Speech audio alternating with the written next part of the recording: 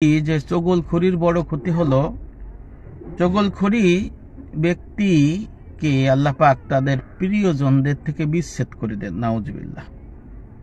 মানুষে তারা দোষ বলে বেড়ায় এই কারণে। হযরত আসমাই রহমতুল্লাহ আলাই বলেন, হযরত ইবনুল জাওজি রহমতুল্লাহ আলাইয়ের 800 বছর আগের কিতাবে লেখা আছে, আল বাহারুদ্দুমু, এই কিতাবের মধ্যে লেখা আছে যে ব্যক্তি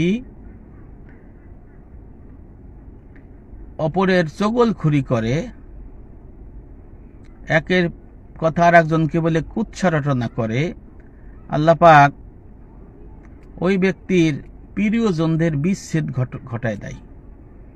তো সমাজে দেখা গেছে এরকম ঘটনা আছে যে হঠাৎ করে নিজেদের প্রিয়জন দুনিয়ার থেকে হঠাৎ করে বিচ্ছেদ ঘটে গেছে। এর কারণটা হলো ইবনুল জাওজি রহমতুল্লাহ আলাইহির আল বাহারুদ্দুমু এই কিতাবের মধ্যে লেখা আছে যে চগলখড়ি যে ব্যক্তি করে, চগলখড়ের পরিণতি দুনিয়ার মধ্যে হলো আপন জনের বিচ্ছেদ ঘটায় দেয়। নাউজুবিল্লাহ। এই জন্য অনেকে উপদেশ করে যে হে বৎস, তুমি কখনো চগলখড়ি করো না, চগলখড়ি মানুষের শত্রুতা বৃদ্ধি করে, এর থেকে দূরে থাকো।